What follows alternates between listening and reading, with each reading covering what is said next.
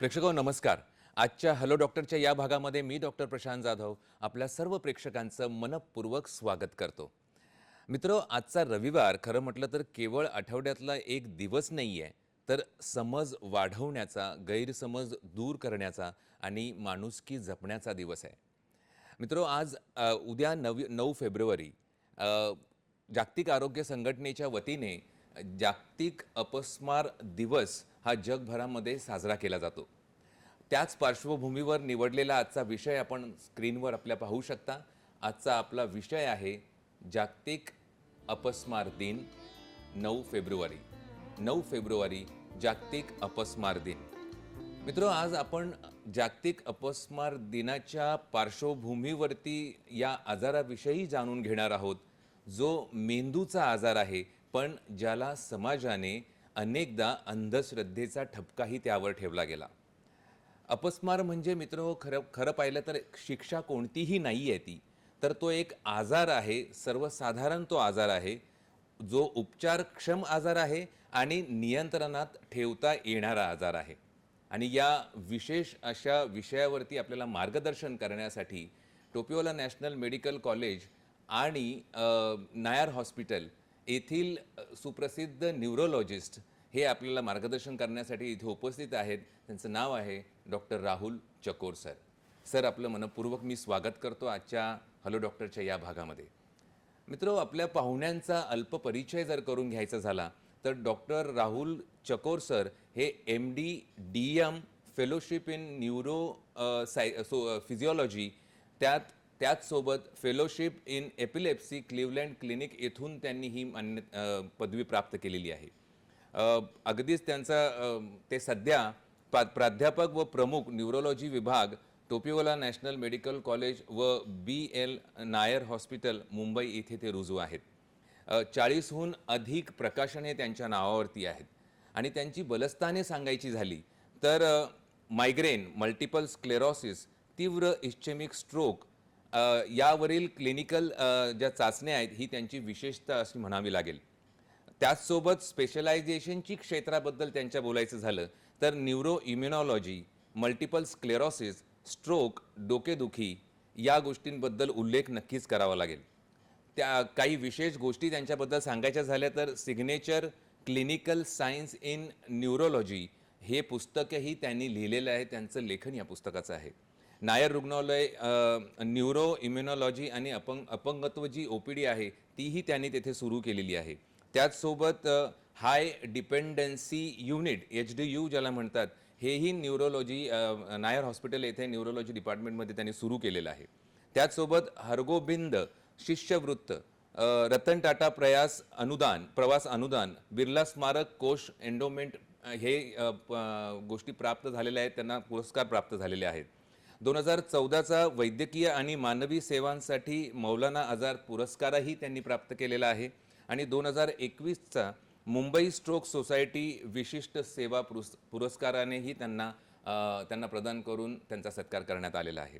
चला तर मित्र, अतिशय महत्त्वाच्या विषयावरती, अतिशय संवेदनशील असा विषय, ह्याच्यावरती आपण मार्गदर्शन करून घेणार आहोत. आपल्याला आजचा विषय तर माहितीच आहे, जागतिक अपस्मार दिन. आणि आपले मार्गदर्शक आहेत सुप्रसिद्ध न्यूरोलॉजिस्ट, मज्जातंतू रोग तज्ज्ञ डॉक्टर राहुल चकोर सर. सर, पुन्हा एकदा मी हॅलो डॉक्टरच्या या भागामध्ये स्टुडिओमध्ये आपलं स्वागत करतो. सर, अतिशय महत्त्वाचं म्हणजे 9 फेब्रुवारीला जागतिक आरोग्य संघटनेच्या वतीने हा जागतिक आंतरराष्ट्रीय अपस्मार दिवस हा साजरा केला जातो जगभरामध्ये. नक्की या दिवसाच्या साजरीकरणामागे याचा उद्देश जो WHO जागतिक आरोग्य संघटनेचा काय आहे आपल्या लेखी? नमस्कार. वर्ल्ड एपिलेप्सी डे किंवा जागतिक अपस्मार दिन ह्याचं महत्त्व असं आहे की लोकांमध्ये अपस्मार या आजाराविषयी अनेक गैरसमज आहेत. ते गैरसमज दूर करून लोकांमध्ये त्याबद्दलची योग्य माहिती पोहोचवणं हा एक महत्त्वाचा त्याच्या मागचा एक उद्देश आहे. म्हणजे एकंदरीत जनजागृती हा त्याच्या मागचा महत्त्वाचा उद्देश आपण नक्कीच अधोरेखित इथे केला. मग सर, अपस्मार म्हणजे नेमकं काय? थोडंसं सविस्तर आमच्या प्रेक्षकांना काय सांगाल? अपस्मार हा एक मेंदूचा एक सर्वसाधारणपणे दिसणारा एक आजार आहे. त्याला एक वेगवेगळी नावं आपण दिलेली आहेत, की काही अपस्मार म्हणतात, फिट्स म्हणतात किंवा आकडी किंवा झटके, असं या आजाराची वेगवेगळी नावं आहेत. अपस्मार हा मेंदूचा आजार आहे आणि त्याचं योग्य निदान करून आणि योग्य जर ट्रीटमेंट केली तर त्या रुग्णांना सर्वसाधारणपणे एक नॉर्मल लाईफ त्यांना जगता येईल, हे आपल्याला लक्षात घ्यायचे आहे. अपस्मारमध्ये होतं असं की परत परत मेंदूचे एक प्रकारचे झटके रुग्णाला येतात. त्याचं कारण असं असतं की मेंदूमधील असामान्य विद्युत क्रिया म्हणजे हा इलेक्ट्रिकल डिस्टर्बन्स एक प्रकारचा मेंदूमध्ये होतो. त्यामुळे रुग्णाला वेगवेगळ्या प्रकारचे झटके येतात. परंतु एक महत्त्वाची गोष्ट त्याच्यामध्ये ही आहे की सर्वच झटके म्हणजे काही अपस्मार नाही. जर परत परत झटके येत असतील त्याच रुग्णाला आपण अपस्माराचा रुग्ण आहे असं आपण म्हणतो. अतिशय महत्त्वाचं, संक्षिप्त आणि अगदी सोप्या भाषेमध्ये आपण समजावून सांगितलं की अपस्मार म्हणजे नेमकं काय. पण जेव्हा अपस्माराचा विषय निघतो सर, हॉस्पिटल्समध्ये जेव्हा आपण पाहतो, रुग्णालयामध्ये चर्चा करताना, की सीझर डिसऑर्डर्स, कन्व्हल्सिव्ह डिसऑर्डर्स, ह्या दोन्ही शब्दांचा नेमका अर्थ काय सांगाल? अपस्मार, सीजर आणि झटके हे जरी इंटरचेंजेबली लोक वापरतात, पण त्याचे अर्थ थोडे वेगवेगळे आहेत. झटका म्हणजे शरीराच्या विचित्र हालचाली होणे, ज्याला आपण झटके म्हणतो. आणि अपस्मार हे की परत परत होणारे जर झटके असतील, त्याचं कारण आहे की मेंदूमधील असामान्य विद्युत क्रिया, हे जर तेव्हा ज्याचं कारण असेल तेव्हा त्याला आपण म्हणतो की रुग्णाला अपस्मार आहे. अपस्मार आणि त्याचे प्रकार वेगवेगळे आहेत. कधीकधी फोकल सीजर्स असू शकतात किंवा कधीकधी जनरलाइज सीजर असू शकतात. फोकल सीजर म्हणजे मेंदूच्या एका विशिष्ट भागामध्येच फक्त त्या सीजर्स आपल्याला दिसतात, त्याला आपण फोकल सीजर्स म्हणतो. आणि जनरलाइज सीजर्स किंवा सर्वसाधारण सीजर्स असं ज्याला आपण म्हणतो, त्याच्यामध्ये मेंदूच्या संपूर्ण भागामध्ये बिघाड होतो काही क्षणासाठी आणि रुग्णाला टोनिक क्लोनिक सीजर्स येतात किंवा शरीराच्या पूर्ण हालचाली विचित्र पद्धतीने होतात. त्यामध्ये कधीकधी ॲब्सेन्स सीजर्स नावाचा एक प्रकार असतो, ज्यामध्ये रुग्ण एक काही क्षणासाठीच एक स्तब्ध होतो किंवा आपल्या शरीराच्या हालचाली करणं बंद करतो किंवा एका प्रकारच्या ग्लानीमध्ये किंवा गुंगीमध्ये जातो. त्याला ॲब्सेन्स सीजर्स म्हणतात. सो असे हे वेगवेगळे प्रकारचे सीजर्स किंवा अपस्माराचे वेगवेगळे प्रकार आहेत. खूप छान पद्धतीने आपण समजावून सांगितलं सर. मग पुढचा एक प्रश्न आपसूक येतो, तो म्हणजे अपस्मार किती सामान्यपणे पाहिलं जातं? अपस्मार हा एक खूपच कॉमन आजार आहे. म्हणजे न्यूरोलॉजिस्टचं जर तुम्ही बघितलं न्यूरोलॉजी OPDमध्ये तर सर्वसाधारणपणे दर दिवशी 2 ते 5 रुग्ण आपल्याला दिसतात आणि 100मध्ये एका जणाला अपस्माराचा आजार होऊ शकतो. म्हणजे त्याचा इन्सिडेन्स एवढा कॉमन आहे की 100मध्ये एका रुग्णाला अपस्मार असू शकतो. जगभरात जर तुम्ही बघितलं तर 50 ते 70 दशलक्ष लोकांना अपस्माराचा आजार आहे. त्याप्रमाणे भारतात 6 ते 10 दशलक्ष लोकांना त्याचा आजार आहे. पण बरेच रुग्ण उपचार न घेतल्यामुळे या आजाराशी सामना योग्य पद्धतीने करू शकत नाही आणि त्यांना योग्य उपचार मिळत नाहीत आणि ते आजार काही त्यांचे बरे होत नाहीत. अतिशय महत्त्वाचा टप्पा होता आणि महत्त्वाचा हा पॉईंट होता नक्कीच. सर, मग प्रत्येक रोगाचं जेव्हा आपण चर्चा करतो, आपसूक एक प्रश्न असतो, तो म्हणजे वेगवेगळे प्रकार आपण पाहतो वेगवेगळ्या कोणत्याही रोगाचे. तर अपस्मार या गोष्टीचे वेगवेगळे प्रकार कोणते आहेत? जसं मी सांगितलं की फोकल आणि जनरलाइज सीजर्स. फोकल म्हणजे मेंदूच्या एका विशिष्ट भागामधूनच विद्युत लहरी विचित्र पद्धतीने प्रवाह करतात आणि रुग्णाला शरीराचा एकाच भागाचा झटके येऊ शकतात, एका हातामध्ये किंवा पायामध्ये किंवा फक्त चेहऱ्यावर. आणि जनरलाइजमध्ये शरीराच्या दोन्ही भागाच्या विचित्र हालचाली होऊ शकतात किंवा झटके येऊ शकतात. हे 2 महत्त्वाचे त्याचे प्रकार आहेत. त्याच्यामध्ये अनेक अजून सब टाईप्स आहेत, पण महत्त्वाचे हे 2च प्रकार त्याच्यामध्ये आहेत की फोकल आणि जनरलाइज्ड. म्हणजे महत्त्वाचा प्रकार आणि त्याच्यामध्ये पोट प्रकार वेगवेगळे आपण सांगितले. नक्कीच सर, मग याच्यामध्ये आपण कारण बघतो की असे काही गोष्टी असतात, ह्यांचं नेम नाही की तो कुठे आणि कधी येईल. अगदी माणूस बसस्टॉपवर उभा आहे, रेल्वे स्टेशनला आहे, तो कुठेही येण्याची शक्यता असते. अशा वेळी प्रथमोपचार ज्याला आपण म्हणतो फर्स्ट एड, हा अपस्माराच्या अनुषंगाने आपण काय काळजी घ्यायला सांगाल?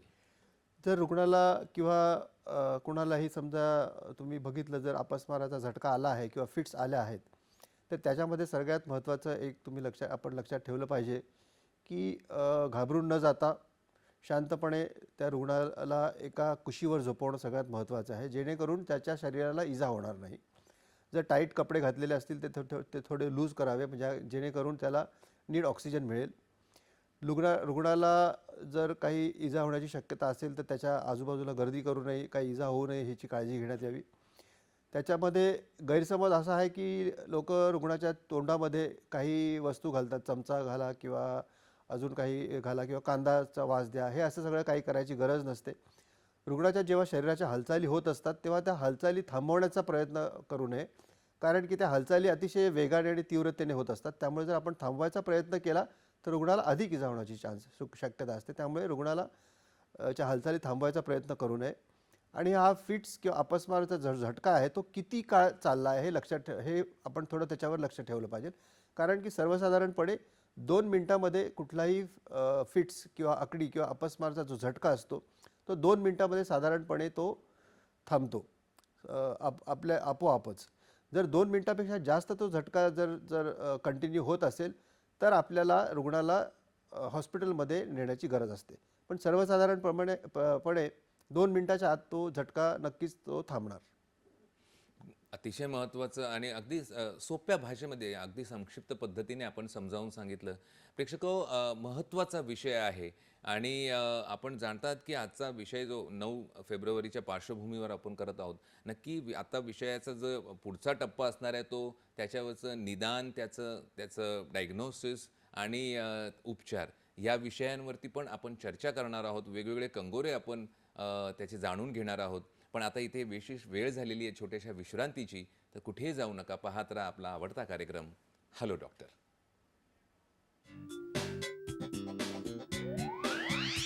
विश्रांतीनंतर पुन्हा एकदा हॅलो डॉक्टरच्या या भागामध्ये सर्व प्रेक्षकांचं मनपूर्वक स्वागत. आजचा विषय जागतिक अपस्मार दिवस आणि त्यानिमित्ताने जी चर्चा आपल्यासोबत करण्यासाठी, मार्गदर्शन करण्यासाठी आपल्या स्टुडिओमध्ये उपस्थित आहेत डॉक्टर राहुल चकोर सर, सुप्रसिद्ध न्यूरोलॉजिस्ट. मित्र, ब्रेकच्या आधी जो फर्स्ट एड म्हणजे ज्याला प्रथमोपचार या विषयावर आपण चर्चा, सरांनी मार्गदर्शन केलं. पण त्यात सर मला आता विचारायचं वाटतं की सगळ्यात महत्त्वाचे प्रकार म्हणजे याची वेगवेगळी कारणे प्रत्येक रोगामागची असतात. तर अपस्माराच्या निमित्ताने कारणांबद्दल आपण काय सांगाल? जसं मी सांगितलं, अपस्मार हा एक मेंदूचा एक कॉमन आजार आहे आणि अपस्मार किंवा फिट्स हे एक लक्षण आहे आणि त्याची वेगवेगळी कारणं आहेत. मेंदूमध्ये जर कुठल्याही प्रकारचा एक बिघाड निर्माण झाला, उदाहरणार्थ मेंदूच्या संसर्गामुळे, मेंदूज्वरामुळे किंवा हेड इंजुरी, डोक्याची दुखापत असेल किंवा स्ट्रोक झाला असेल, अर्धांगवायूचा झटका आला असेल किंवा ट्यूमर असेल किंवा अनुवांशिक कारणं असतील किंवा काही वेळा सगळ्या प्रकारच्या वेगवेगळ्या चाचण्या केल्यानंतर देखील अपस्मारचं काही कारण सापडत नाही. साधारण 15 ते 20% रुग्णांमध्ये काही कारण देखील सापडत नाही. तर अपस्मार हे एक लक्षण आहे. ते लक्षण मेंदूतील विद्युत लहरी विचित्रप्रमाणे वाहिल्यामुळे अपस्मारचे झटके रुग्णाला येतात. त्याची अनेक वेगवेगळी कारणं आहेत. त्यामुळे अपस्मार एक आजार जरी आपण त्याला म्हटलं तरी ते एक लक्षण आहे की ज्याची कारणं खूप प्रकारची वेगवेगळी असू शकतात आणि ती कुठल्याही रुग्णामध्ये आपल्याला त्याचा शोध घेणं महत्त्वाचं असतं. खूप अतिशय महत्त्वाचं ते होतं सर.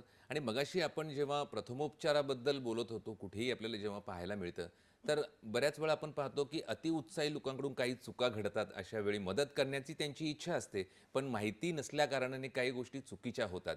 तर अपस्माराच्या त्या प्रथमोपचाराच्या निमित्ताने कोणत्या गोष्टी करावेत हे आपण सांगितलं, पण कोणत्या गोष्टी करू नये याबद्दलही जर आपण सांगितलं तर नक्कीच आवडेल आपल्या प्रेक्षकांना. जसं मी सांगितलं की जर रुग्णाला जर फिट्स येत असतील तर त्याच्या तोंडात काहीही घालायचं नाही आहे, कारण की जर तुम्ही ते तोंडात त्याच्या घातलं त्याला स्वतः इजा होईल आणि दातामध्ये किंवा दाताला त्याचा इजा होऊ शकते किंवा जर तुम्ही तोंडामध्ये बोट घालायचा प्रयत्न केला तर बोट देखील चावले जाऊ शकतं. त्यामुळे असं काही करायचं नाही आहे. दुसरी गोष्ट की जर फिट्स आल्या कुणाला किंवा अपस्माराचा झटका आला तर तातडीने लगेच काही घाबरून जाऊन त्याला रुग्णालयात घेऊन जाण्याची काही गरज नसते. कारण की 2 मिनिटाच्या आतमध्ये तो फिट्स त्याची ज्या आहेत त्या थांबणार आहेत. त्यामुळे ही 2 महत्त्वाची गोष्ट आपण लक्षात ठेवली पाहिजे. आणि रुग्णाला अशा ठिकाणी झोपवावं किंवा एका कुशीवर झोपवणं गरजेचं असतं.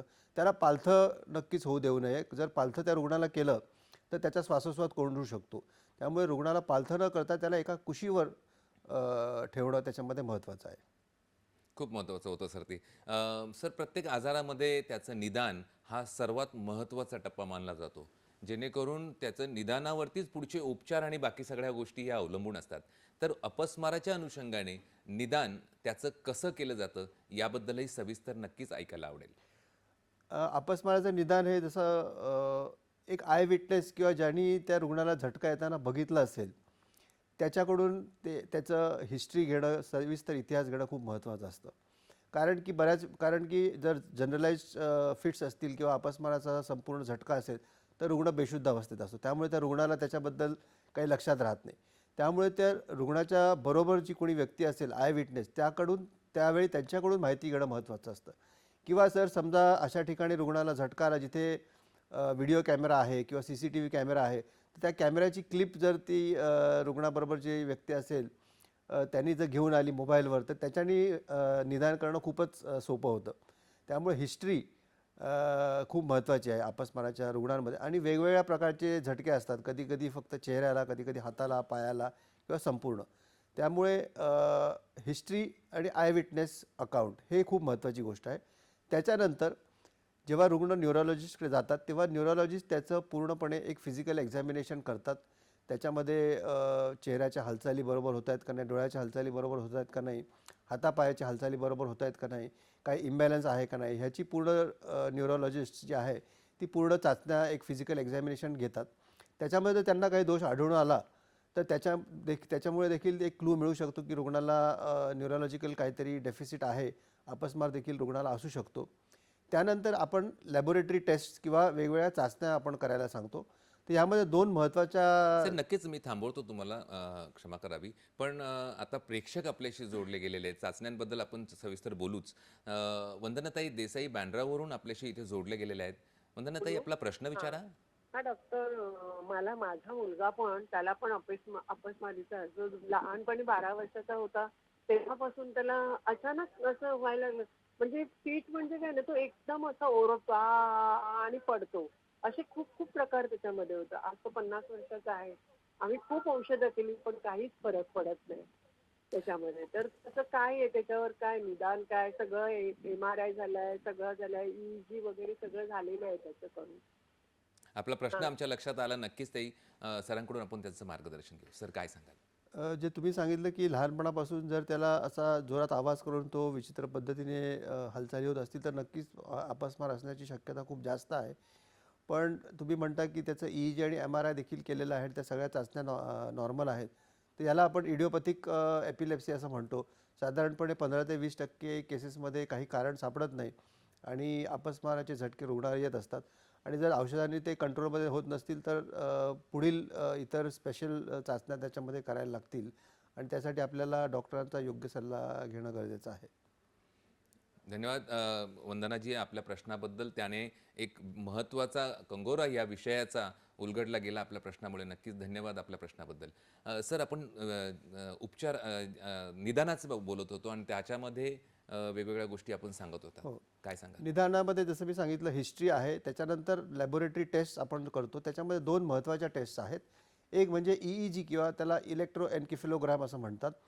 जसं आपल्याला माहिती आहे की हृदयाच्या ECG होतं, इलेक्ट्रोकार्डिओग्राम. तशाच मेंदूतील विद्युत लहरींच्या जो अभ्यास आहे तो आपल्याला त्या EEG या टेस्टमधून करता येतो. त्यामध्ये आपल्याला लक्षात येतं की विद्युत लहरींमध्ये काही बिघाड निर्माण झाला आहे का नाही. ही टेस्ट जी आहे ती हॉस्पिटलमध्ये किंवा EEG लॅबमध्ये ती केली जाते. त्याच्यामध्ये रुग्णाच्या डोक्याला म्हणजे स्कॅल्पवर वेगवेगळ्या प्रकारचे इलेक्ट्रोड्स लावले जातात आणि त्याच्यानंतर त्या विद्युत लहरी कॉम्प्युटरवरती बघितल्या जातात आणि त्या विद्युत लहरींमध्ये काही बिघाड असेल तर अपस्मार त्या रुग्णाला आहे याची आपल्याला खात्री करता येते. पण ही EEG टेस्ट जी आहे ती 20 मिनिटासाठी आपण ते रेकॉर्ड करतो आणि 20 मिनिटामध्ये जर काही विद्युत लहरींमध्ये बिघाड असेल तर तो आपल्याला पिकअप होतो. कधी-कधी 2 तासासाठी देखील EEG करायला लागू शकतो. कधी-कधी जर 2 तासामध्ये देखील काही ॲबनॉर्मॅलिटी मिळाली नाही तर 24 तासाचा EEG आम्ही करायला सांगतो. किंवा त्याच्यामध्ये आता व्हिडिओ EEG ची एक टेस्ट आहे, ज्याच्यामध्ये EEG देखील केला जातो आणि त्याचवेळी व्हिडिओ रेकॉर्डिंग देखील होतं. म्हणजे जर झटके त्यावेळी रुग्णाला आले, अपस्माराचा अटॅक जर आला, तर त्यावेळी विद्युत लहरींमध्ये काय बिघाड आहे, हे आपल्याला पॅरलली दोन्ही एकाच वेळी दोन्ही गोष्टी दिसतात. ती एक टेस्ट आहे. त्याच्यानंतर एक महत्त्वाची टेस्ट आपल्याला सगळ्यांना माहिती आहे की CT स्कॅन आणि MRI. तर अपस्मारांच्या रुग्णांना MRI टेस्ट करणं खूप गरजेचं असतं, कारण की MRIमध्ये जसं आपल्याला माहिती आहे की अगदी बारीक हून बारीक म्हणजे अतिशय सूक्ष्म अशी जरी काही बिघाड मेंदूमध्ये असेल तर तो आपल्याला हाय रेझोल्युशन MRIमध्ये तो आपल्याला त्याचं निदान करता येतं. आणि जर रुग्णाला MRIमध्ये काही ॲबनॉर्मॅलिटी असेल आणि हिस्ट्रीमध्ये वाटत असेल की काही झटके येण्याची शक्यता वाटते आहे हिस्ट्रीच्या बेसिसवर, तर ह्या दोन्ही तिन्ही टेस्टनी आपण रुग्णाला अपस्मार आहे याचं निदान आपण पक्कं करू शकतो. म्हणजे थोडक्यात काय तर सर, निदानाच्या अनुषंगाने जेव्हा बघतो आपण तर प्राथमिक लक्षणं जी आहेत ते आणि काही चाचण्या ह्या दोन्ही मिळून आपण एका विशिष्ट निदानापर्यंत या अपस्माराच्या पोहोचतो. सर, मग महत्त्वाचा टप्पा ह्याच्यातला महत्त्वाचा भाग जो कोणत्याही रोगाचा असला किंवा कोणत्याही लक्षणांचा असला तो म्हणजे त्याच्यावरचे उपचार. तर उपचाराचे अपस्माराच्या अनुषंगाने काय काय पर्याय आहेत? जसं मी सांगितलं, अपस्मार हा एक मेंदूचा सर्वसाधारण आजार आहे. त्याच्यावर योग्य उपचार उपलब्ध आहेत. हे सगळ्यात महत्त्वाचं आपल्याला लोकांपर्यंत पोहोचवायचं आहे की ह्याच्यावर योग्य उपचार होऊ शकतात आणि अपस्माराची रुग्ण पूर्णपणे एक सर्वसामान्य आयुष्य जगू शकतात. या अपस्माराच्या आजारावर वेगवेगळ्या प्रकारची औषधं उपलब्ध आहेत. त्याला आपण अँटी सीजर मेडिसिन्स किंवा अँटी सीजर ड्रग्स असं आपण म्हणतो. तर साधारणपणे गेल्या 20 वर्षांमध्ये ह्या विषयामध्ये खूपच रिसर्च झालेला आहे आणि 20 वर्षापूर्वी साधारण 2 ते 3 किंवा साधारण 3-4 प्रकारची वेगवेगळी औषधं उपलब्ध होती रुग्णांचा फिट्स कंट्रोल करण्यासाठी. पण गेल्या 10-15 वर्षामध्ये जवळजवळ 20 ते 25 वेगवेगळ्या प्रकारची औषधं उपलब्ध आहेत, जेणेकरून ह्या औषधांच्या वापराने रुग्णांच्या झटके जे आहेत किंवा फिट्स आहेत त्या पूर्णपणे कंट्रोलमध्ये केल्या जाऊ शकतात.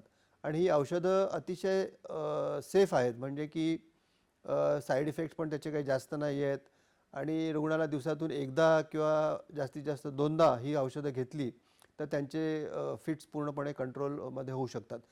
आपल्याला एक महत्त्वाची गोष्ट सांगावीशी वाटते ती म्हणजे अपस्माराचे जर तुम्ही 100 रुग्ण बघितले आणि त्याच्यातले 80 रुग्णांना म्हणजे 80% रुग्णांना साधारणपणे एखाद दुसऱ्या औषधं दिली तर त्याच्याने त्यांच्या फिट्स पूर्णपणे बऱ्या होण्याची शक्यता असते. 100पैकी 80 रुग्णांना एखाद दुसरंच फक्त औषध घ्यायला लागू शकतं.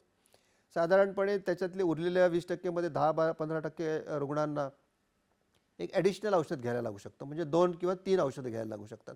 आणि क्वचित असे रुग्ण असतात 2-5% कमी ज्यांच्या जे फिट्स आहेत त्या औषधांनी कंट्रोल होऊ शकत नाहीत. त्यांना मग वेगवेगळी औषधांची कॉम्बिनेशन्स आपण देऊ शकतो. काही टक्के रुग्णांना ह्या कॉम्बिनेशननी फिट्स कंट्रोल होतात आणि साधारणपणे 1-2% रुग्णांमध्ये असं होऊ शकतं की रिफ्रॅक्टरी सीजर्स म्हणजे औषधांनी त्या कंट्रोलमध्ये येत नाहीत. ह्या निवडक रुग्णांना शस्त्रक्रिया किंवा सर्जरी ऑफर केली जाऊ शकते. आणि जर सर्जरीसाठी तो पेशंट फिट असेल, प्री सर्जिकल इव्हॅल्युएशन जे एक डिटेलमध्ये रुग्णाची चाचण्या होतात वेगवेगळ्या प्रकारच्या, ती अपस्मार कुठून मेंदूच्या कुठल्या भागातून सुरू होतो हे टेस्ट केलं जातं आणि शस्त्रक्रिया केल्यानंतर त्या रुग्णांना त्यांचा अपस्मार पूर्णपणे कंट्रोलमध्ये येऊ शकतो. अजून एक प्रकारचं त्याच्यामध्ये ट्रीटमेंट आहे, त्याला आपण वेगल नर्व स्टिम्युलेशन असं म्हणतो. की जसं आपल्याला माहिती असेल की हृदयासाठी पेसमेकर एक वापरतात, हृदयाच्या गतीमध्ये काही बिघाड असेल तर, त्याच पद्धतीने मेंदूच्या विद्युत लहरींमध्ये बिघाड असेल त्याच्याने अपस्मार होतो. त्याच्यासाठी वेगल नर्व स्टिम्युलेशन एक प्रकारचा पेसमेकर आहे, तो देखील वापरला तरी काही रुग्णांच्या ज्यांचे औषधांनी कंट्रोल होत नाही ते फिट्स कंट्रोलमध्ये येऊ शकतात. अशा वेगवेगळ्या प्रकारची ट्रीटमेंट उपलब्ध आहे, जेणेकरून अपस्माराच्या रुग्णांना पूर्णपणे त्याच्या फिट्सवर किंवा अपस्माराच्या झटक्यावर पूर्णपणे नियंत्रण करता येऊ शकतं. खूप सविस्तर आणि सोप्या भाषेत आम्हाला समजावून सांगितलं. एकंदरीत प्रेक्षक आपण पाहिलं की अपस्माराच्या दृष्टिकोनातून वेगवेगळे टप्पे, वेगवेगळे कंगोरे जे सरांनी आपल्याला उलगडून सांगितलेले आहे, मार्गदर्शन केलेलं आहे. महत्त्वाचा टप्पा आता पुढच्या मार्गदर्शनाचा हा आहे की कोणताही आजार सध्या आधुनिक जीवनशैली जी आहे त्याच्या अनुषंगाने पण त्याचा विचार होणं अतिशय गरजेचं आहे. नक्कीच त्या विषयावरती आपण येणार आहोत, पण आता इथे वेळ झाली एका छोट्याशा विश्रांतीची. तर कुठेही जाऊ नका, पाहत राहा आपला आवडता कार्यक्रम हॅलो डॉक्टर.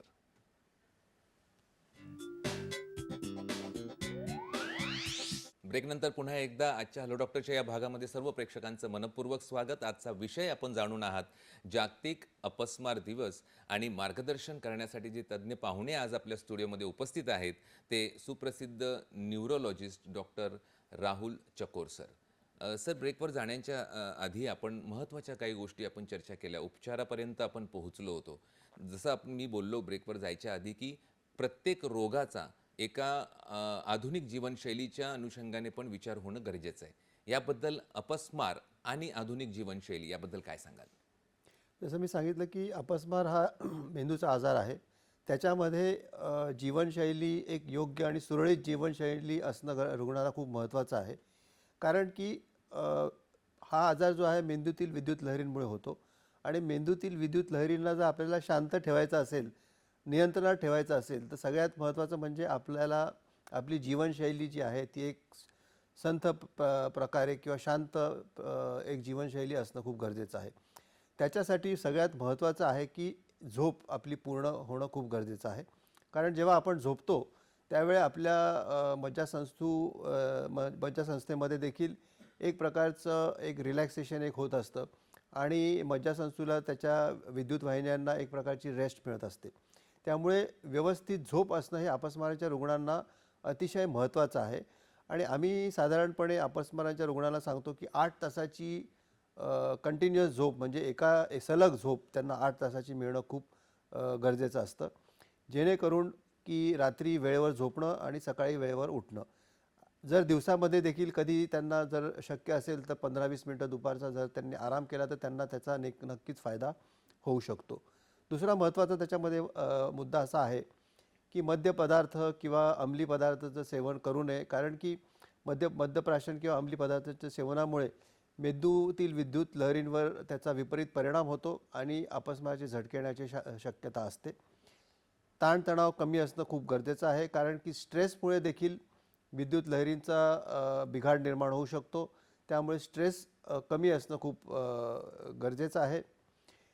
जेवणाची योग्य वेळ असणं खूप गरजेचं आहे. जेवण वेळेवर घेणं महत्त्वाचं आहे, कारण की जर शरीरातली शुगर जर कमी झाली तर त्यांनी देखील रुग्णाला त्याचा त्रास होऊ शकतो. अपस्माराच्या रुग्णाला तर त्याचा अतिशय त्रास होऊ शकतो. त्यामुळे जेवणाची वेळ एक रेग्युलर असणं खूप महत्त्वाचं आहे. सकाळ, दुपार आणि संध्याकाळच्या 3 वेळी. ज्या सुरक्षिततेच्या सूचना मी दिल्या त्या पाळणं खूप गरजेचं आहे. जर रुग्णाला अपस्माराचा जर आजार असेल तर त्यांनी स्वतःची सुरक्षितता तर त्याबद्दल काळजी घेणं तर महत्त्वाचं आहेच, परंतु इतरांची सुरक्षितता देखील त्याच्यामध्ये त्याला घेणं महत्त्वाचं आहे. कारण की जर फिट्स जर कंट्रोलमध्ये नसतील आणि जर वाहन जर चालवत असेल तर धोकेदायक असू शकतं ते, किंवा हेवी मशिनरीच्या जवळपास जर काही चालवायचं असेल तर ते देखील धोकेदायक होऊ शकतं. त्यामुळे रुग्णांनी ह्या सगळ्या गोष्टींचं पालन करणं खूप महत्त्वाचं आहे अपस्माराच्या रुग्णांसाठी.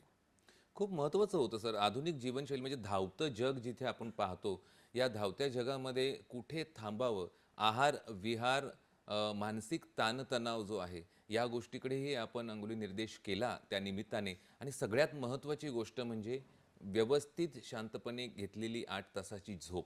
हा अतिशय महत्त्वाचा मुद्दा होता. प्रेक्षकांनी नक्कीच याची नोंद घेतलीच असेल.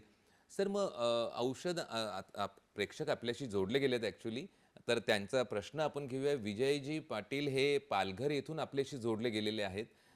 विजयजी, आपला प्रश्न विचारा. हां. नमस्कार सर. नमस्कार, बोला ना. माझं नाव विजय पाटील आहे. मी गौरापूर वाडा इथनं बोलतो. माझा प्रश्न असा आहे की अपस्मार न उद्भवण्यासाठी कारण लक्षण उपाय कोणते? हां, आपला प्रश्न आमच्या लक्षात आलेला आहे सर, काय सांगाल?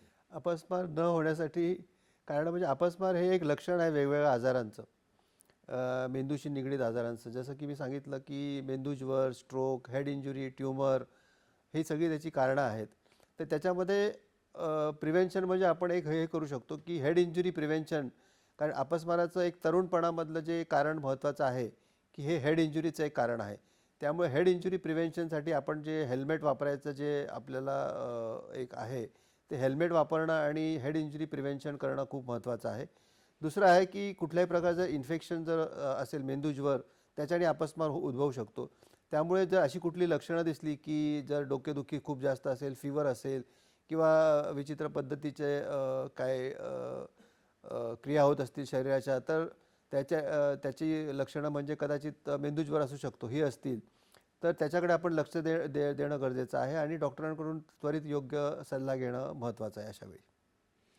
धन्यवाद विजयजी, आपल्या प्रश्नाबद्दल. महत्त्वाचा कंगोरा आपण या निमित्ताने उलगडला आहे की हेल्मेट वापरणं आणि स्वतःचं सुरक्षा एकंदरीत उपकरणींचा वापर करणं हे किती महत्त्वाचं आहे. खास करून ड्रायव्हिंग करताना किंवा गाडी चालवताना हा महत्त्वाचा मुद्दा आजाराच्या निमित्ताने आपल्याला इथे चर्चेला गेला. खूप महत्त्वाचं होतं तर. सर, उपचारांच्या वेळी आपण औषधांचा उल्लेख केला होता आणि सर्जरी पण सांगितली होती. पण मग औषधांचं महत्त्व अपस्माराच्या निमित्ताने किती आहे? औषधांचं महत्त्व खूप आहे कारण की 80% रुग्णांच्या फिट्स ज्या आहेत त्या गोळ्यांनी औषधांनी नीट होणार आहेत. आणि ह्या ज्या औषधं आहेत त्या रुग्णाला रेग्युलर वेळेवर घेणं खूप महत्त्वाचं आहे. त्यामुळे डॉक्टरांनी ज्या पद्धतीने औषधं घ्यायला सांगितली असतील त्या पद्धतीने वेळेवर नियमित औषधं घेणं खूप महत्त्वाचं आहे. आणि ही औषधं जेव्हा सुरू असतील तर त्यावेळी ती औषधं अचानकपणे बंद करू नये. कारण की त्याच्याने असं होतं की रिबाउंड एक प्रकारचा प्रक्रिया होण्याची शक्यता असते. त्यामुळे औषधं पणे बंद न करणं हे खूप महत्त्वाचं आहे. औषधांचा काही दुष्परिणाम जर होत असेल रुग्णाला, तर त्यांनी डॉक्टरांना लगेच त्याच्याबद्दल माहिती देणं गरजेचं आहे. आणि वेगवेगळ्या प्रकारची जर औषधं असतील आणि रेग्युलरली जेव्हा आपल्याला घ्यायचे असतील, तर तेव्हा काही बॉक्समध्ये जर आपण औषधं ठेवली की सकाळी ही गोळी घ्यायची, रात्री ही गोळी घ्यायची किंवा एक स्टॉक औषधांचा जर जवळ ठेवला की औषधं संपायच्या आधीच ती औषधं स्वतःकडे जर ठेवली, एक्स्ट्रा औषधं थोडी घेऊन, आणि तर त्यामुळे त्याच्यामध्ये औषधं घेण्यामध्ये खंड पडणार नाही आणि वेळेवर नियमित औषधं घेण्याला त्याच्याने मदत होईल. अतिशय महत्त्वाचं होतं सर ते की औषधांचं घेण्यामध्ये जी नियमता आहे, नीती नियम आहेत ते पाळणं किती महत्त्वाचं आहे हेही ह्या उत्तरातून आपल्याला सरांच्या लक्षात आलंच असेल. सर, महिला आणि उपस्मार याबद्दल काय सांगाल? महिला आणि अपस्मार ह्याचं एक वेगळं एक महत्त्व आहे. कारण की महिलांना सगळ्यात एक महत्त्वाचा त्याच्यातला मुद्दा असा असतो की गर्भधारणा एक फिजिओलॉजिकल एक प्रोसेस आहे. त्यावेळी अपस्माराचे झटके येऊ नये हे खूप महत्त्वाचं आहे. कारण की जर अपस्माराचे झटके जर गर्भधारणाच्या वेळी आले तर त्या महिलेला देखील त्याचा त्रास होऊ शकतो आणि अर्भकाला देखील त्याचा त्रास होऊ शकतो. त्यामुळे एक सुरक्षित गर्भधारणा होण्यासाठी त्या महिलेची फिट्स जे आहेत किंवा अपस्माराचे झटके आहेत ते कंट्रोलमध्ये असणं खूप गरजेचं आहे. आणि अपस्माराची औषधं जी आहेत ती साधारणपणे एक लाँग टर्म घ्यायला लागतात, रुग्णाला जास्त दिवस घ्यायला लागतात, काही वर्ष देखील घ्यायला लागू शकतात. त्यामुळे जर महिलेला गर्भधारणा होणार असेल किंवा होण्याची शक्यता असेल तर प्री काउन्सिलिंग त्याच्यामध्ये करणं खूप महत्त्वाचं असतं. कारण की गर्भधारणेच्या वेळी ही औषधांमध्ये कधीकधी फेरफार करायला लागू शकतो, जेणेकरून ती औषधं त्या गर्भधारणा होणाऱ्या स्त्रीला देखील सुरक्षित असतील आणि त्या अर्भकाला देखील सुरक्षित असतील. त्या पद्धतीने औषधांमध्ये थोडा फेरफार करायला लागतो. त्यामुळे प्री काउन्सिलिंग करणं खूप महत्त्वाचं असतं. कधीकधी औषधांची मात्रा जी आहे, डोस त्याच्यामध्ये वाढवायला देखील लागू शकतो. कधीकधी काही औषधं गर्भधारणा होणाऱ्या स्त्रियांना वर्जित असतात, देऊ नये असे असतात. त्यावेळी आम्ही ती औषधं बदलतो. त्यामुळे एक प्री काउन्सिलिंग आणि प्री कन्सेप्शन काउन्सिलिंग एक होणं महत्त्वाचं असतं. जर स्त्री प्रेग्नंट असेल तर आणि डिलिव्हरी जर झाली तर त्यावेळी कधीकधी इंजेक्शन्स द्यायला लागू शकतात डिलिव्हरीच्या पिरियडमध्ये, जेणेकरून औषधांमध्ये खंड पडता कामा नये म्हणून. आणि डिलिव्हरी झाल्यानंतर देखील जर स्तनपान महिला करत असेल तर त्या स्तनपानाच्या वेळी देखील थोडं आम्हाला त्याच्याबद्दल काळजीपूर्वक लक्ष ठेवायला लागतं.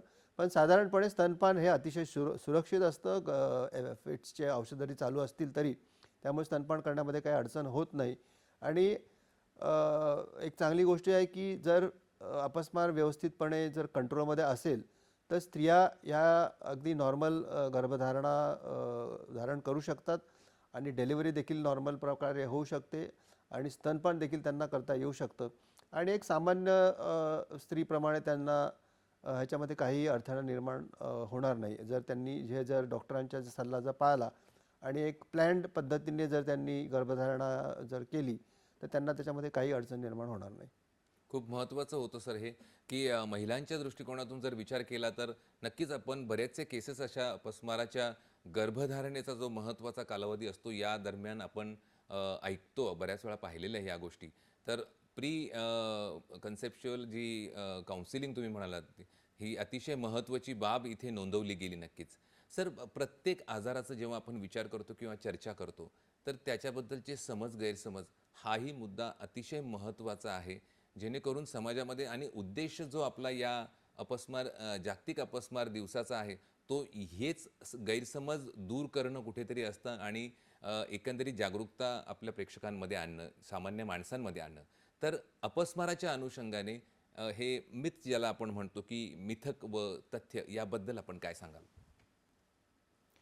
अपस्मार असा एक आजार आहे की त्याच्या मागे लोकांमध्ये खूप सारे गैरसमज आहेत आणि ते गैरसमज दूर करणं हाच एक जागतिक अपस्मार दिनाचा एक महत्त्वाचा उद्देश आहे. तर अपस्मार हा एक मेंदूचा आजार आहे. हे एक न्यूरोलॉजिकल आजार आहे. त्याच्यामध्ये काही अपस्मार काही भूत प्रेत किंवा अशा काही त्याच्यामध्ये त्याच्याशी काही संबंध नाही आहे. दुसरी गोष्ट आहे की अपस्मार हे एक लक्षण आहे ज्याचे वेगवेगळी कारणं आहेत. जसं मी आपल्याला सांगितलं तसं अपस्मार हा काही संसर्गजन्य किंवा इन्फेक्शियस आजार नाही आहे की एका व्यक्तीमुळे दुसऱ्या व्यक्तीला तो होईल असं काही नसतं. अपस्मार ची कारणं वेगवेगळी आहेत, त्याच्यावर वेगवेगळ्या प्रकारचे ट्रीटमेंट आहेत आणि ट्रीटमेंट घेतल्यानंतर तो पूर्णपणे अपस्मार बरा होऊ शकतो, हे महत्त्वाचं आहे. अपस्मारचा रुग्ण जेव्हा तुमच्यासमोर कोणाला झटका आला तर त्यावेळी रुग्णांची सेफ्टी आणि सुरक्षिततेकडे आपण लक्ष देणं महत्त्वाचं आहे. घाबरून न जाता रुग्णाला एक सेफ एन्व्हायरमेंट देणं गरजेचं आहे. त्यावेळी रुग्णाच्या तोंडात काहीही टाकू नये हे महत्त्वाचं आहे. अपस्मार जर स्त्रियांमध्ये असेल तर त्या स्त्रियांना विवाह करणं अतिशय शक्य आहे. त्यांना एक नॉर्मल प्रकारची गर्भधारणा देखील होऊ शकते, मूलबाळ होणं शक्य आहे. अनेक रुग्ण योग्य ट्रीटमेंटनी झटकेमुक्त होतात आणि एक नॉर्मल लाईफ ते घालवू शकतात. आणि बऱ्याच रुग्णांना झटके जेव्हा त्यांचे कंट्रोलमध्ये येतात किंवा अपस्मार कंट्रोलमध्ये येतो तेव्हा त्यांची औषधं देखील पूर्णपणे बंद करता येऊ शकतात आपल्याला, जर रुग्णांचे झटके पूर्णपणे बंद झालेले असतील तर. आणि त्यानंतर जर साधारण 5 वर्ष जर त्याला झटके नसतील तर आम्ही त्याला एपिलेप्सी फ्री झालो आहे, म्हणजे पेशंट हा अपस्मारच्या आजारातून मुक्त झाला आहे असं आपण म्हणतो त्याच्यामध्ये. खूप महत्त्वाचं आणि अगदी सोप्या भाषेत आपण तो पूर्ण विषय समजावून सांगितला. आणि आपल्या उत्तरामध्ये कुठेतरी आपण हे पण बोललात की लग्न करण्यामध्ये विवाहबंधनामध्ये अडकण्यासाठी ह्याचा काहीच संबंध नाही आहे, म्हणजे कुठल्याही प्रकारची अडचण येत नाही. तसं त्याच दृष्टिकोनातून मला विचारावंसं वाटतं की सामाजिक अडचणी साधारण, कारण कामाच्या ठिकाणी असे रुग्ण असतात आणि बाकीच्या गोष्टी असतात, तर ह्याचंही उत्तर आपण घेणार आहोत. पण आता इथे वेळ झाली एका छोट्याशा विश्रांतीची, तर कुठेही जाऊ नका, पाहत राहा आपला आवडता कार्यक्रम हॅलो डॉक्टर.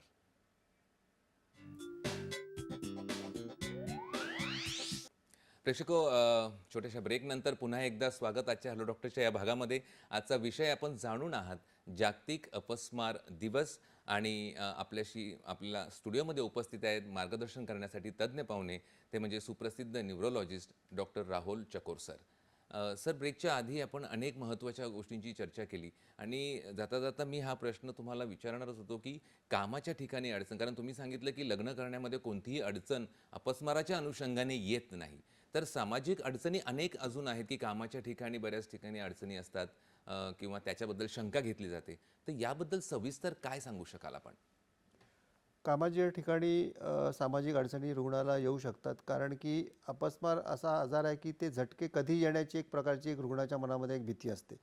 त्यामुळे त्याच्या मनातली ही भीती दूर करणं आणि रुग्णाला सामावून घेणं आपल्या मध्ये, हे खूप समाजाचा एक त्याच्यामध्ये एक जबाबदारी समाजाची आहे. अशा रुग्णांच्या बद्दल आपण काही भेदभाव करणं योग्य नाही आणि त्यांना वर्कप्लेसमध्ये इन्क्लूड करणं म्हणजे सामावून घेणं हे खूप महत्त्वाचं आहे. जर समजा कुठल्याही रुग्णाला आपल्या समोर किंवा आपल्या ऑफिसमध्ये किंवा कुठेही असा जर अपस्माराचा झटका आला, तर त्याचं आपण एक योग्य प्रकारे एक त्याचं फर्स्ट एड देणं महत्त्वाचं आहे आणि त्याला काही डिस्क्रिमिनेशन किंवा असं काही करण्याची करू नये. म्हणजे की अपस्मार आला म्हणजे त्याला काहीतरी विचित्र काही आजार आहे किंवा इतर काही आहे, हे असं आपल्या मनात आपण आणू नये. त्याच्या लोकांना बऱ्याच वेळा असं होतं की जर रुग्णाला अपस्मार असेल तर तिथे त्याला एक प्रकारचं डिस्क्रिमिनेशन होतं की त्याला त्याच्याबद्दल एक प्रकारच्या त्याच्या लोकांच्या मनामध्ये त्याच्याबद्दल गैरसमज असतात की ह्याला हे काय झालं आहे असं. त्यामुळे एक लक्षात ठेवणं गरजेचं आहे की हा एक नॉर्मल एक आजार आहे. लोकांमध्ये एक जागृती एक निर्माण करणं आपला एक उद्देश होता. अपस्माराच्या रुग्णाला एक सहानुभूतीची गरज आहे की त्याचा आजार बद्दल लोकांनी त्याच्यामुळे त्याच्यामध्ये उपेक्षा करणं एक चुकीचं ठरलेलं आहे, चुकीचं आहे. जर फिट्स आल्या किंवा झटका आला तर फर्स्ट एड त्याला देणं महत्त्वाचं आहे त्यावेळी आणि योग्य उपचारासाठी अपस्माराच्या रुग्णाला आपण प्रोत्साहन करणं गरजेचं आहे. बऱ्याच वेळा रुग्णांमध्ये देखील गैरसमज त्यांच्या मनामध्ये असतात की हा आजार काही बरा होणार नाही किंवा हा विचित्र आजार आहे. तर त्याच्यामुळे आपण लोकांमध्ये एक ॲडव्होकेसी करणं आणि लोकांमध्ये एक जागृती करणं जेणेकरून रुग्ण डॉक्टरांकडे जाईल आणि योग्य प्रकारची ट्रीटमेंट घेईल. दुसरी गोष्ट आहे की शाळेमध्ये देखील बऱ्याच वेळा असं लक्षात येतं की जर मुलांमध्ये जर हा आजार असेल किंवा फिट्स आल्या तर शाळेमध्ये देखील इतर मुलांना माहिती नसतं, त्यामुळे त्या मुलांना किंवा त्या रुग्णाला त्याच्यामुळे काही डिफिकल्टीज येऊ शकतात. त्यामुळे आपल्याला त्याबद्दल देखील लोकांच्या मनामध्ये आपल्याला एक जागृती निर्माण करणं गरजेचं आहे. खूप छान सर. इतका प्रतिसाद आपल्याला प्रचंड प्रतिसाद आपल्याला प्रेक्षकांकडून मिळतोय. प्रेक्षक पुन्हा आपल्याशी जोडले गेलेले आहेत. रमेशजी उगले हे पालघरहून आपल्यासोबत जोडले गेलेले आहेत. रमेशजी आपला प्रश्न नमस्कार विचारा. डॉक्टर. नमस्कार. नमस्कार डॉक्टर. माझा प्रश्न असा आहे की हा अनुवंशिक आजार असतो का? आणि दुसरं असं की आपण सतत मोबाईल वापरतो, तर मोबाईलच्या रेडिएशनमुळे हा विकार जळू निर्माण होऊ शकतो का? नक्कीच आपला प्रश्न हॅलो. लक्षात आलेला आहे. धन्यवाद रमेशजी हां. आपल्या प्रश्नाबद्दल. सरांकडून आपण त्याचं उत्तर घेऊ. अतिशय महत्त्वाचा मुद्दा आपण या निमित्ताने इथे उपस्थित केलेला आहे. सर काय सांगाल? मोबाईल रेडिएशन हा एक नक्कीच सर्वसामान्यांच्या मनातला प्रश्न आहे. हो, त्यांनी 2 प्रश्न विचारले. पहिला त्यांनी विचारला की अनुवांशिक हा आजार असू शकतो का? तर त्याच्यामध्ये आता जेनेटिक जनरलाइज्ड एपिलेप्सिस असा एक प्रकार आहे, ज्याच्यामध्ये की अनुवांशिकता असण्याची शक्यता आहे, पण साधारणपणे 15 ते 20% रुग्णांमध्येच हे जेनेटिक ॲबनॉर्मॅलिटी किंवा अनुवांशिकता दिसते. पण बरेच वेळा आईवडिलांमध्ये हा आजार नसतो, पण स्पॉन्टेनियसली काही म्युटेशन किंवा जनुकीयांमध्ये काही बिघाड निर्माण होतो आणि त्याच्यामुळे अपस्माराचा आजार होऊ शकतो. पण ह्या केसेस ज्या आहेत त्या 15 ते 20%च अशा केसेस असतात की ज्या अनुवांशिक असू शकतात. त्याच्यामध्ये देखील आता अनुवांशिक चाचण्यामध्ये खूप प्रगती झालेली आहे आणि वेगवेगळ्या प्रकारच्या अनुवांशिकता टेस्ट करण्याच्या चाचण्या आता उपलब्ध आहेत. त्याच्यामध्ये एक सगळ्यात महत्त्वाची एक चाचणी जी आता अवेलेबल आहे त्याला म्हणतात नेक्स्ट जनरेशन सिक्वेन्सिंग. त्याच्यामध्ये देखील एक होल एक्झोम सिक्वेन्सिंग नावाचा एक प्रकार आहे, ज्यामध्ये की शरीरातले जेवढे जीन्स आहेत, जनुकं आहेत, म्हणजे जीन्स 20,000 म्हणजे 20,000 जीन्स जे आहेत त्याची टेस्ट आपल्याला करता येते. ती टेस्ट जर केली तर साधारणपणे असं लक्षात आलं की 10 ते 15% रुग्णांमध्ये अनुवांशिकता असू शकते या आजाराची. पण इतर रुग्णांमध्ये 80% रुग्ण म्हणजे खूप मोठा एक भाग जो आहे ती ॲक्वायर्ड कारणांमुळे असते, जसं की हेड इंजुरी, डोक्याला झालेली इजा, मेंदूज्वर किंवा स्ट्रोक, ट्यूमर किंवा जन्माच्या वेळी जर ऑक्सिजनचा पुरवठा झाला नसेल अर्भकाला तर त्याच्यामुळे जर मेंदूला इजा झाली त्याच्यामुळे हा आजार होऊ शकतो आणि 15-20% आजार रुग्णांमध्ये अनुवंशिक असतं. दुसरा प्रश्न तुम्ही महत्त्वाचा विचारला की मोबाईलच्या अतिवापरामुळे अपस्मार होऊ शकतं का? तर ज्या रुग्णांमध्ये अपस्माराचा आजार आहे त्या रुग्णांनी मोबाईलचा जास्त वापर करू नये असं आम्ही संदेश देतो. कारण की मोबाईलमध्ये जेव्हा आपण अगदी जवळून मोबाईलचं स्क्रीन आपण बघतो त्याच्यामध्ये काय होतं की वेगवेगळ्या प्रकारचे फ्लिकरिंग लाईट्स त्या येतात, म्हणजे बंद चालू होणारे लाईट्स किंवा वेगवेगळ्या कलर्सच्या वेगवेगळ्या रंगाचे लाईट्स येतात. महत्त्वाचं म्हणजे जर गेम्स वगैरे असतील कुठल्या प्रकारचे त्याच्यामध्ये खूप मोबाईलचे ते चित्र जे असतं त्याच्यावरचं ते बदलत राहतं. त्यामुळे रुग्णाला अपस्माराचे झटके येऊ शकतात. त्याला आम्ही फोटो सेन्सिटिव्ह एपिलेप्सी असं म्हणतो. त्यामध्ये काय आहे की व्हिज्युअल स्टिम्युलेशनमुळे त्या रेडिएशनमुळे म्हणण्यापेक्षा त्या व्हिज्युअल स्टिम्युलेशनमुळे झटके प्रेसिपिटेट होऊ शकतात आणि अपस्माराचे झटके येऊ शकतात. त्यामुळे मोबाईलचा अतिवापर करण्याने झटके प्रेसिपिटेट होऊ शकतात ज्याला अपस्माराचा आजार आहे. खूप छान.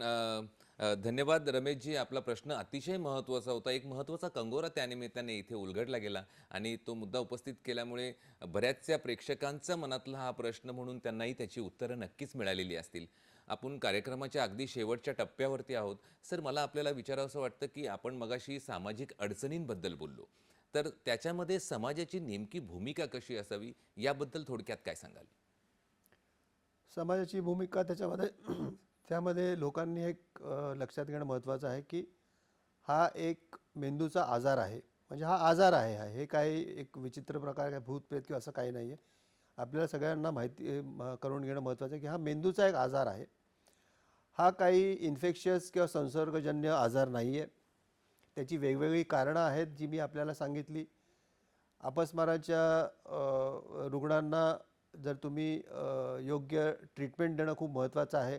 त्याची कारणं काय आहेत ते शोधून काढणं महत्त्वाचं आहे. त्याच्यासाठी डॉक्टरांकडे, न्यूरोलॉजिस्टकडे जाणं खूप महत्त्वाचं आहे आणि जेणेकरून त्याचं योग्य निदान होईल. योग्य निदान झाल्यानंतर रुग्णाला त्याची योग्य ट्रीटमेंट मिळेल. त्याच्यावर ट्रीटमेंट पूर्णपणे अवेलेबल आहे, आता पूर्णपणे ट्रीटमेंट उपलब्ध आहे.